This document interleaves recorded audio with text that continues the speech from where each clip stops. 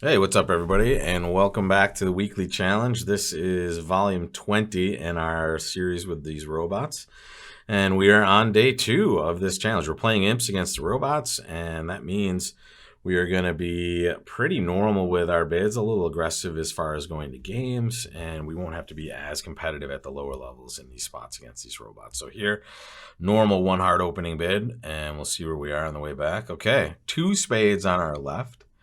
3 hearts from partner, which is honestly a wide-ranging raise.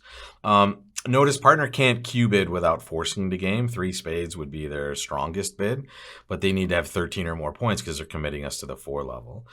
Here, righty bids 3 spades, and I'm going to bid 4 hearts, right? For a couple reasons. I know I have, I don't know I have a 9-card fit. I could only have an 8-card fit here, but I know I'm short in spades, right? I'm short in their suit in this spot, which isn't always amazing, right? If partner does have some values in spades, this might be a little bit of wastage, but when they bid aggressively and raise, it's less likely that that's happening. So shortness in their suit is usually pretty darn good. And here playing imps, I'm not vulnerable. They are, right? The only weird thing here is if I bid 4 hearts and I push them to a game that they're not willing to bid themselves, which I think is pretty unlikely here when East just bids 3 spades. So here I'm going to bid 4 hearts.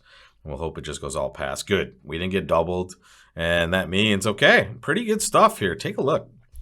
We get to play 4 hearts, and we're so happy when we see partner not have anything in spades, right?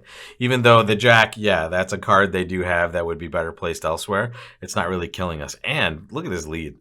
Super weird choice of leads, right? They led the king of diamonds here.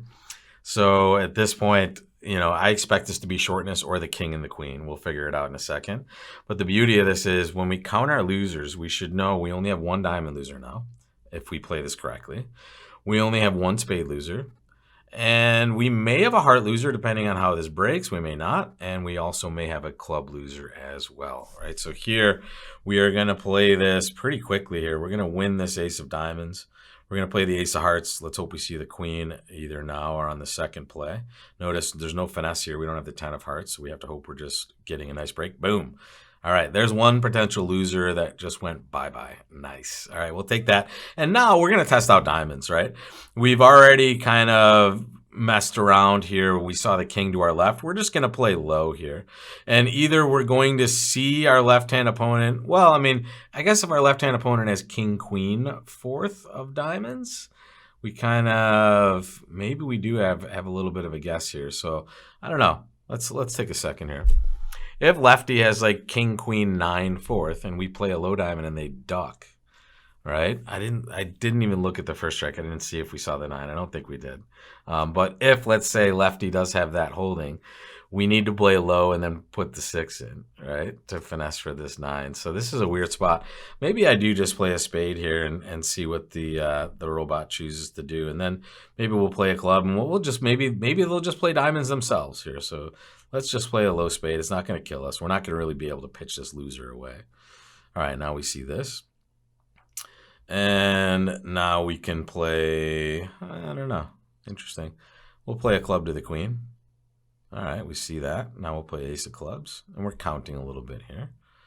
We'll give them their king of clubs over here. Now what do? Well, they have to either give us a slough and a rough, which we'll take.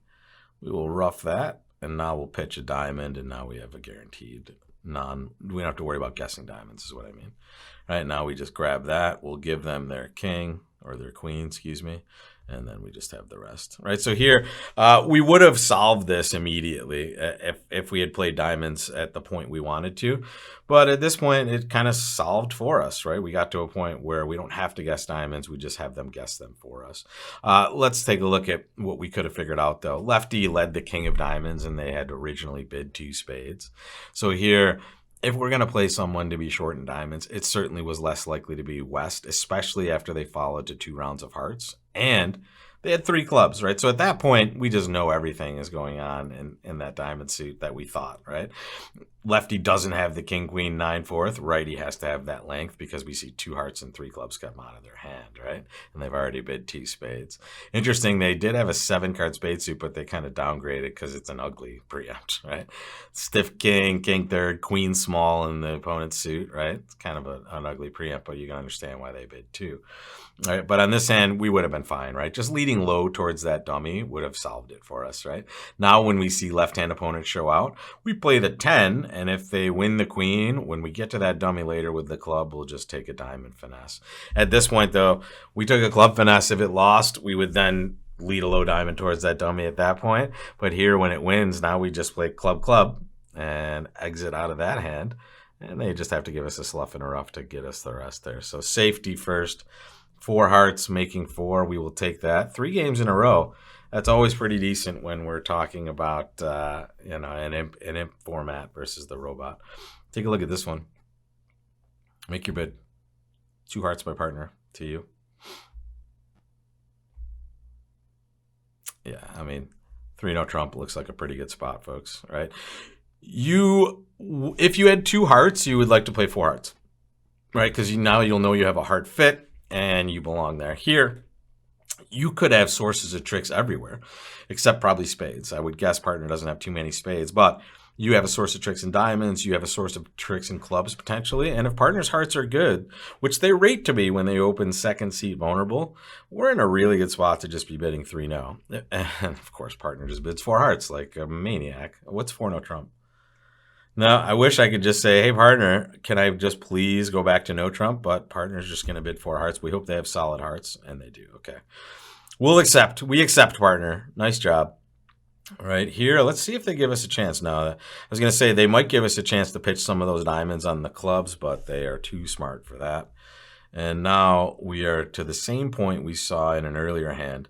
It is time to draw our Trump and then play our long side suits. But here, drawing Trump first is absolutely crucial. And boom, we are getting that nice even break. So I don't know, man. I would love to be putting this hand down in dummy if partner wanted to play 3 no Trump and I have 6 solid hearts. But I understand they're trying to get our side to a very safe spot, even if we have only 1 heart. They know we're unlikely to bid no Trump with a void in hearts, right? Because then we won't have an entry to their hand. But here, partner, as the robot, was just being very safe with their solid hearts. And this is a preempt in any chair, in any country, anywhere, right? So we're always opening 2 hearts with this hand, except maybe in 4th chair. And even then, it might be okay. That heart suit's so good. So here, we'll take it, guys. 4 games in a row. Not a bad way to start our format against the robot. And here's where we're going to start Wednesday off. Take a look at this hand.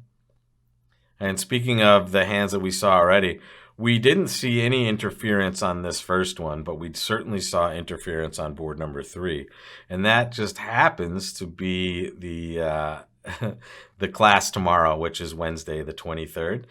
So this is live, but it's also great on replay. These classes are really designed to get you better at bidding in competition, which is going to happen quite frequently. And we're just going to learn how to handle interference, whether that interference is them doubling, them bidding and raising, or them preempting us. We're going to learn how to handle our business when they've done that in our auctions. So here, join me on Wednesday, March 23rd, or anytime on replay, and take a look at that class. You will improve your understanding of competitive bids, and maybe this is a hand we might see some interference by the opponents as well. Look at our major suit holdings. We might have some action after we choose our opening bid tomorrow, and I'd like you to join me for that. So I'll see you on Wednesday, folks. Take care.